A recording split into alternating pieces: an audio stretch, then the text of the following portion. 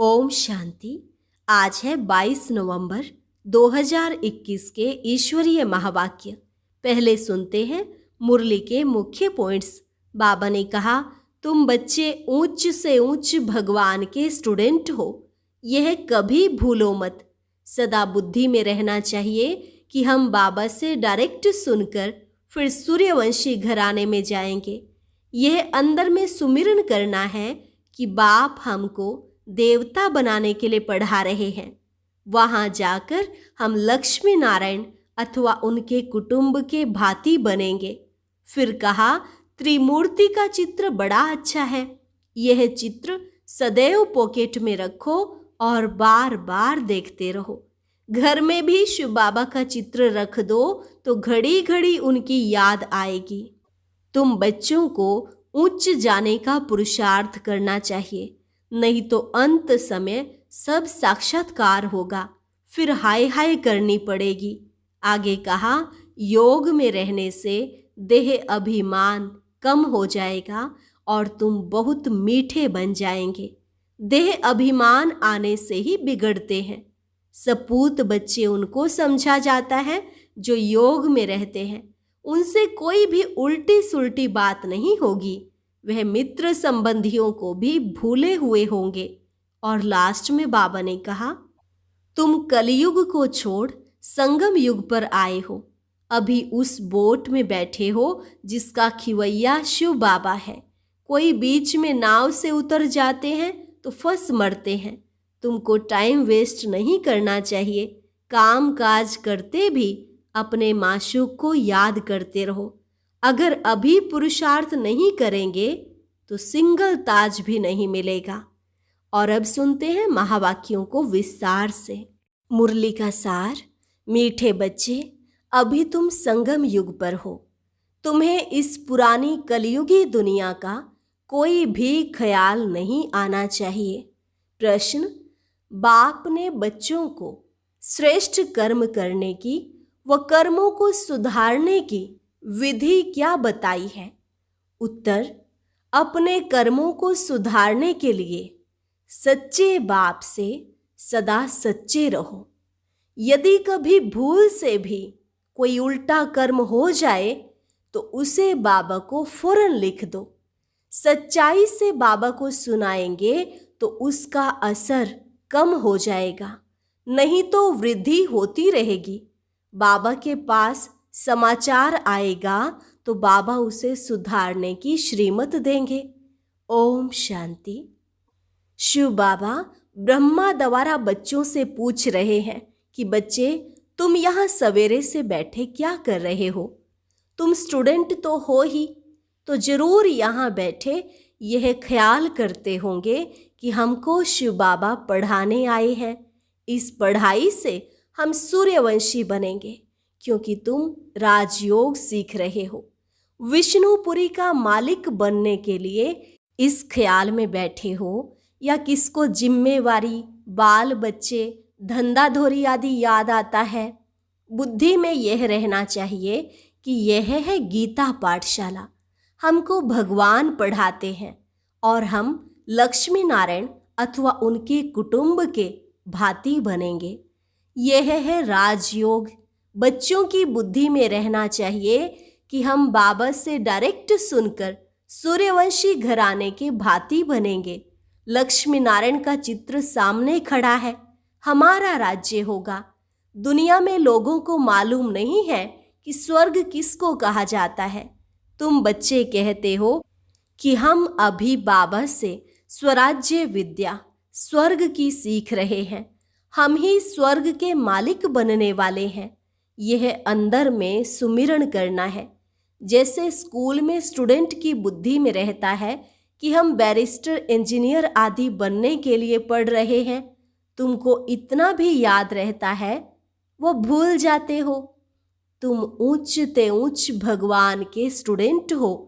तुमको ऊंचते ऊंच देवता बनाने के लिए बाप पढ़ा रहे हैं।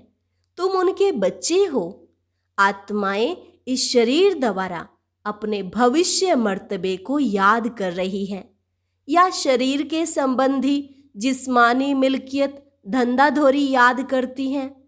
यहाँ जब आते हो तो यह समझना चाहिए कि हमको बेहद का बाप पढ़ाने आते हैं, बेहद का मालिक बनाने। फिर राजा रानी बनो या प्रजा, मालिक तो बनते हैं ना। नई दुनिया में है ही सूर्यवंशी घराना। यह तो समझते हो ना कि हम अपनी राजाई करेंगे। बाबा जानते हैं कि बच्चों को बाहर रहते, घर बार खेती बाड़ी में रहते, इतनी बाबा की याद नहीं रह सकती। तो यहाँ जब आते हो तो सब ख्यालात छोड़ कर आओ। तुम अभी उस कलयुगी दुनिया में हो ही नहीं, अब तुम संगम पर हो। कलयुग का किनारा छोड़ दिया है, बाहर में कलयुग है। मधुबन जो खास है यह है संगम, इसलिए मधुबन का गायन है। यहाँ इस मुरली का ही सिमरन करना है। जो सुनते हो वह रिपीट करो और विचार सागर मंथन करो। जितना समय मिले चित्रों के आगे आकर बैठ जाओ, इन्हों को देखते और पढ़ते रहो। ब्राह्मणियाँ जो ले आती हैं उन पर बहुत जिम्मेवारी है, बहुत औना रखना चाहिए। जैसे टीचर्स को औना रहता है। हमारे स्कूल से अगर कम पास होंगे तो इज्जत जाएगी। जब स्कूल से बहुत पास होते हैं तो वह टीचर अच्छा माना जाता है। ब्राह्मणियों को स्टूडेंट पर ध्यान देना चाहिए। यहाँ तुम जैसे संगम पर आए हो, जहाँ डायरेक्ट बाबा सुनाते हैं, यहाँ का प्रभाव बहुत अच्छा है। अगर यहाँ घर घाट धंधा याद पड़ा तो बाबा समझेंगे यह साधारण प्रजा बनेगा। आए थे राजा बनने के लिए, परंतु नहीं तो बच्चों को अंदर में बहुत खुशी होनी चाहिए। चित्र भी तुमको बहुत मदद करते हैं। लोग अष्ट देवताओं के और गुरुओं के चित्र घर में रखते हैं याद के लिए, परंतु उन्हों को याद करने से मिलता कुछ भी नहीं। भक्ति मार्ग में जो कुछ करते नीचे ही उतरते आए हैं। तुम बच्चों को ऊंच जाने का पुरुषार्थ करना है। घर में शिव बाबा का चित्र रख दो तो घड़ी घड़ी याद आएगी। पहले तुम हनुमान को, कृष्ण को, राम को याद करते थे। अब शिव बाबा सम्मुख कहते हैं कि मुझे याद करो। त्रिमूर्ति का चित्र बड़ा अच्छा है। यह चित्र सदैव पॉकेट में रख दो, घड़ी घड़ी देखते रहो तो याद रहेगी। बाबा भगत था ना, तो लक्ष्मी नारायण का फोटो पॉकेट में रखता था, गद्दी के नीचे साथ साथ रखता था। उनसे मिला कुछ नहीं। अब बाबा से बहुत प्राप्ति हो रही है तो उनको ही याद करना है। इसमें माया सामना करती है। ज्ञान तो भले बहुत सुनते सुनाते हैं, इसमें तीखे जाते हैं। ऐसे नहीं कहते कि 84 का चक्र भूल जाता है, ऐसे भी नहीं। यहाँ रहने वाले जास्ती याद करते हैं, नहीं। यहाँ रहते भी कई हैं जो धूल छाई को याद करते रहते हैं। जिस बाप से हम गोरे बनने आए हैं उनको जानते भी नहीं। माया का परछाया बहुत पड़ जाता है। मूल बात है याद की। बाबा जानते हैं बहुत अच्छे अच्छे बच्चे भी याद में नहीं रहते हैं। योग में रहने से ही देह अभिमान कम होगा, बहुत मीठे रहेंगे।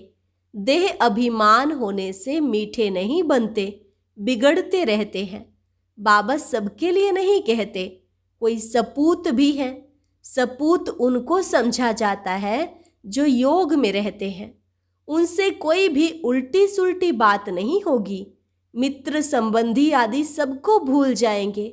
हम अशरीरी आए थे, अब अशरीरी बन घर जाना है। अभी तुम बच्चों को ज्ञान का तीसरा नेत्र मिला है, जिससे तुम अपने घर को जानते हो, राजधानी को भी जानते हो। यह भी तुम बच्चे जानते हो कि शिव बाबा कोई काला लिंग नहीं है जैसे वह दिखाते हैं, वह तो बिंदी मिसल है। यह भी हम जानते हैं। अभी हम घर जाएंगे, वहाँ हम अशरीरी रहते हैं। अब हमको अशरीरी बनना है। अपने को आत्मा समझ पतित पावन बाप को याद करना है। यह तो समझाया जाता है। आत्मा अविनाशी है, उसमें 84 जन्मों का पार्ट नोंधा हुआ है, उसका अंत नहीं होता। थोड़ा समय मुक्ति धाम में जाकर फिर पार्ट में आना है। तुम ऑल राउंड पार्ट बजाते हो, यह सदैव याद रहना चाहिए। हम ऑल राउंड पार्ट बजाते हैं, यह सदैव याद रहना चाहिए। अभी हमको घर जाना है। बाबा को याद करने से हम तमो प्रधान से सतो प्रधान बन जाएंगे। यहाँ धंधे धोरी को याद नहीं करना है। यहाँ तुम पूरे संगम युग पर हो। अभी तुम बोट में बैठे हो, कोई बीच में उतर जाते हैं, फिर फंस मरते हैं। इस पर भी शास्त्रों में एक कहानी है। अब तुम जानते हो, उस पार जा रहे हैं। खिवैया शिव बाबा है। कृष्ण को खिवैया व बागवान नहीं कहेंगे। शिव भगवानुवाच है। पतित पावन शिव बाबा है। कृष्ण की तरफ बुद्धि जा न सके।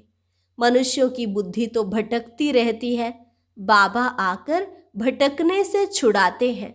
सिर्फ कहते हैं अपने को आत्मा समझ, बाबा को याद करो, तभी तुम स्वर्ग के मालिक बनेंगे। यह बातें भूलनी नहीं चाहिए।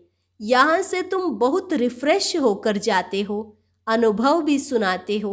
बाबा, हम फिर वैसे के वैसे हो जाते हैं।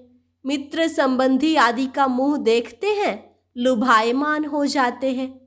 तुम बच्चे आशिक हो, काम काज करते, माशूक को याद करो, तब ऊंच पद पाएंगे। बाबा ने कहा, तुम बच्चे आशिक हो, काम काज करते, माशूक को याद करो, तब ऊंच पद पाएंगे। अगर अभी पुरुषार्थ नहीं करेंगे तो सिंगल ताज भी नहीं मिलेगा। यहाँ बच्चे जब आते हैं तो टाइम वेस्ट नहीं करना चाहिए। और तो कुछ यहाँ है नहीं, सिर्फ देलवाड़ा मंदिर तुम्हारा यादगार है, वह तुम देख सकते हो। ऊपर में बैकुंठ खड़ा है, झाड़ भी तुम्हारा क्लियर है। नीचे राजयोग में बैठे हो, ऊपर राजाई खड़ी है। हूबहू जैसे दिलवाला मंदिर बना हुआ है। तुम जानते हो, शिव बाबा हमको फिर से ज्ञान देकर स्वर्ग का मालिक बना रहे हैं। इस कलयुग का विनाश होना है। यह आदिदेव आदिनाथ कौन है? तुम सब के ऑक्यूपेशन को जानते हो ना। इस समय की चर्चा फिर भक्ति मार्ग में चलती है। त्योहार व्रत सब इस समय के हैं। सच्चा व्रत है मन मना भव। बाकी निर्जल रखना, खाना नहीं खाना, यह कोई व्रत नहीं है। दुनिया में इस समय माया का पंप बहुत है। पहले ये बिजली गैस आदि नहीं थी, फिर निकली है। 100 वर्ष हुए हैं, इसमें मनुष्य फंस मरे हैं। कहते हैं हमारे लिए स्वर्ग यहाँ ही है। माया का इतना जोर है जो बाप को बिल्कुल ही याद नहीं करते हैं। कहते हैं तुम चलकर देखो हम कैसे स्वर्ग में बैठे हैं। अब स्वर्ग के आगे तो यह कुछ भी नहीं है। कहाँ स्वर्ग, कहाँ यह नर्क। स्वर्ग की एक भी चीज यहाँ हो नहीं सकती। वहाँ हर चीज सतो प्रधान होगी। गायें भी फर्स्ट क्लास होंगी। तुम भी फर्स्ट क्लास बनते हो तो तुम्हारा फर्नीचर, खान पान आदि सब फर्स्ट क्लास होता है। सूक्ष्म वतन में फल आदि देखकर आते हो, नाम ही रखते हैं शोभी रस। दुनिया वालों को यह भी मालूम नहीं कि स्वर्ग है कहाँ। वहाँ सब कुछ सतो प्रधान होता है। यह मिट्टी आदि वहाँ नहीं पड़ती। दुख की कोई बात ही नहीं है।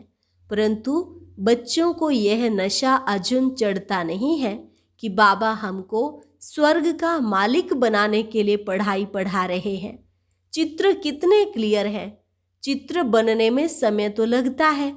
बाबा सब कुछ सर्विस अर्थ बनवाते रहते हैं, परंतु कोई तो अपने धंधे धोरी में इतना फंसे हुए हैं जो बाबा को याद भी नहीं करते। प्रदर्शनी के चित्रों की मैगजीन भी है, वह भी पढ़नी चाहिए। गीता के जो नियमी होते हैं वे कहाँ भी जाएंगे तो गीता जरूर पढ़ेंगे। अब तुमको सच्ची गीता चित्रों सहित मिली है। अब अच्छी तरह मेहनत करनी चाहिए, नहीं तो ऊंच पद पा नहीं सकेंगे। फिर हाय हाय करनी पड़ेगी जब साक्षात्कार होगा। इम्तिहान पूरा हुआ, फिर दूसरे क्लास में नंबरवार बैठ जाते हैं। यहाँ भी जब साक्षात्कार हो जाएगा तो नंबरवार रुद्रमाला फिर विजयमाला में पिरोए जाएंगे। स्कूल में कोई बच्चे नापास होते हैं तो कितने दुखी हो जाते हैं। तुम्हारी तो है कल्प कल्पांतर की बाजी। कई बच्चे पूरी मैगजीन पढ़ते नहीं हैं। बच्चों को मैगजीन पढ़कर सर्विस करनी चाहिए। लिखते हैं बाबा फलानी को बदली कर दो, अच्छी ब्राह्मणी भेज दो।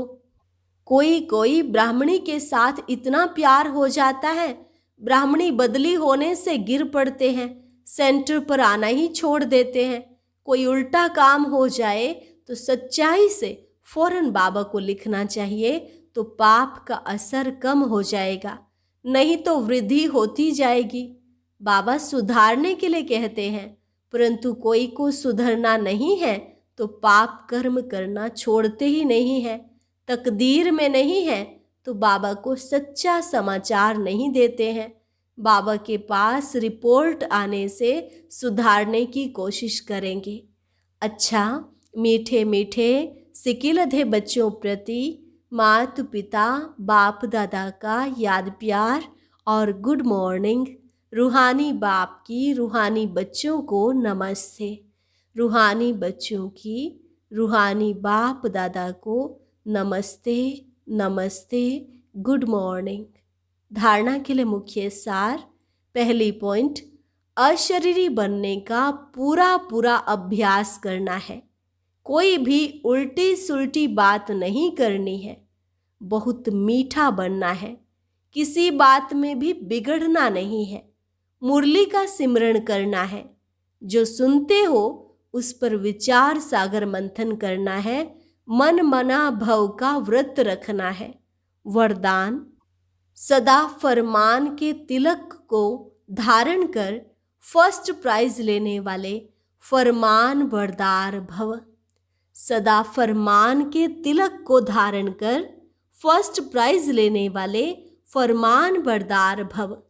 जिन बच्चों के मस्तक पर फरमान बरदारी की स्मृति का तिलक लगा हुआ है, एक संकल्प भी फरमान के बिना नहीं करते, उन्हें फर्स्ट प्राइज प्राप्त होती है। जैसे सीता को लकीर के अंदर बैठने का फरमान था, ऐसे हर कदम उठाते हुए, हर संकल्प करते हुए बाप के फरमान की लकीर के अंदर रहो तो सदा सेफ रहेंगे। कोई भी प्रकार के रावण के संस्कार वार नहीं करेंगे और समय भी व्यर्थ नहीं जाएगा। स्लोगन, किसी से भी लगाव है तो वह लगाव पुरुषार्थ में अलबेला अवश्य बनाएगा। किसी से भी लगाव है तो वह लगाव पुरुषार्थ में अलबेला अवश्य बनाएगा। अच्छा, और अब यह एक बहुत अच्छी वीडियो भी जरूर देखें।